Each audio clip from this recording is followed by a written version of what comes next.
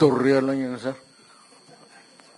Kung pulis ka, hindi, ito na, Danao. Kung may pinatay siya tapos sabihin niya, sir, sana yung sinabi mong reward? Mumurahin kita. Putang ina, trabaho mo yung magpatay tapos magkubra. Ano ito, kahiro mo? Trabaho mo yung magpatay ka pa ng patay. Yan ang trabaho mo. Kaya binibigyan ng baril eh.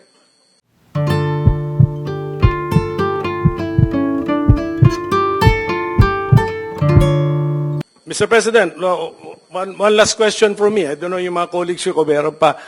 Meron pong footages kasi na, katulad nung sinabi ko kanina, yung sabi mo kung pwede kayo ma-misinterpret na ini-encourage nyo patayin pero dinudugtungan nyo ng kung manlaban, ganun. Pero sabi mo rito, may 3 million ako sa mga drug lords, itong terrorizing, supervising na drugista, 2 million, second echelon, 1 million, ordinaryo, 50,000.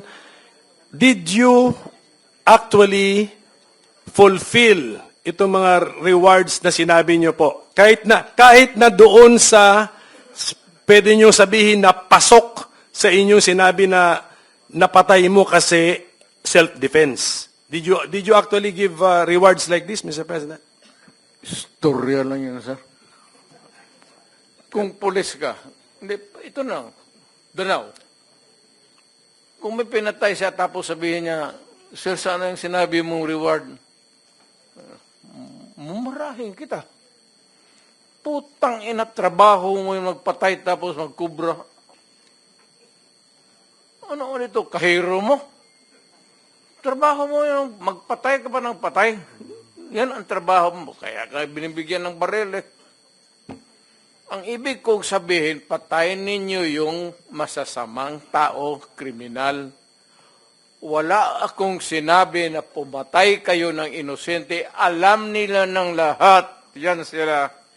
Naggalit ako pag ikaw ang pulis, nag-abuso at may nagsumbong sa akin na binugbog ka ng pulis o pinatay mo yung asawa niya, putang ina kang pulis ka, may problema ka sa akin.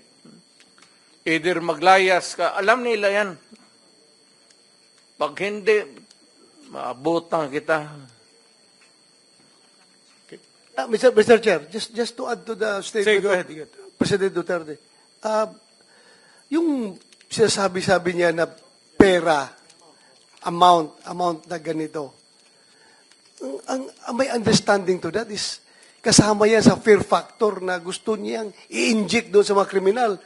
Tingnan nyo, nung in-announce niya na meron kang babayaran ko yung drug lord, sabi niya, 1 million o iba-ibang prices, iba-ibang amount.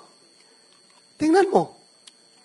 Parang Kung saan napunta ang pinakamalaking drug lord sa Cebu, si Jaguar, lumayas. Nagtago dito sa Las Piñas, hanggat dito nakuha sa Las Piñas. Yung mga drug lord sa Iloilo, si Odicta, saan nagpunta? Ha? Pumunta dito sa Manila. Kasi natakot sila. Natakot talaga sila, Mr. Chairman. Pero kung sinabi mo na actual na binigay yung pera na yan, na pangtakot, na kung may napatay, ibinigay, I don't know. Tanungin natin si President Duterte kung binigay ba niya yun kung may namatay. Hindi, kasi, pero ang alam ko, pantakot lang niya yun. Kaya naglayasan yung mga drug lord dito sa Pilipinas. Ngayon, nang wala na si President Duterte, bumalik na naman. Andyan na naman sila ngayon. Continue yung kanilang trabaho, kanilang negosyo. Kaya, hindi nila nakuha yung style ko, sir. Hindi ako magsabi, magbigay ako bounty, ikaw yung kriminal. Criminal A, 50,000.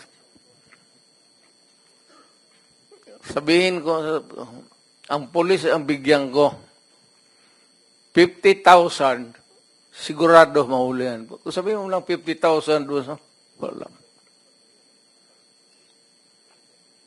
Pero sabihin mo, ibigay mo yung 50,000, no? Hanapin mo.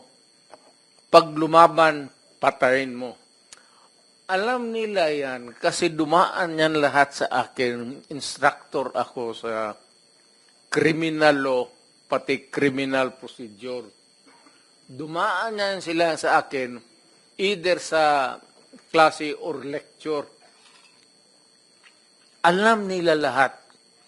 Alam nila lahat kung papaano pumatay ng legal at papaano pumatay na makukulong ka.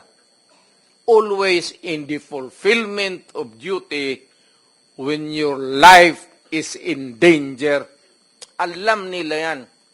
Pagkapulis ka, hindi lang basta-basta bumaril ka dyan. Only when you are enforcing the law at sabihin mo mag-surrender ka, pag ayaw mo mag-surrender, lapitan mo, you must overcome the resistance. Pagka nagkaputukan kayo, sinasabi ko sa ayas at sabihin ko uli ngayon, ang sinasabi ko sa pulis, huwag kayo umuwi dito o mag-report sa akin na may tama ka. Galit ako, sabihin ko, bakit ikaw ang tinamaan? Putang ina. Anong klaseng pulis ka na? Alam nila yan. Yan sila na puro nang dumaan ng chief of police yan. Alam nila yan. Senator, ayaw kong makita yung pulis ko na matay. Kasi naaawa ako sa mga piyuda. Kaya lahat, alam na, ito, nandiyan yan sila. Lahat ng pulis na mamatay sa Davao, pinupuntahan ko talaga. At yung mga byuda nila, ayan, nandiyan sila, nandito harap-harapan. Yung mga byuda nila, ginagawa ko casual sa City Hall para may pundo lang pangkain. Tanungin mo yan sila isa. Ganun yan. Pag nasuspende ang pulis, nung mayor ako, wala na yung sweldo, ako ang nagbabayad. At pagpabay kaso, ako ang nagbibail bond. Pero kung abusado at kriminal, alam nila, napapatayin ko talaga sila.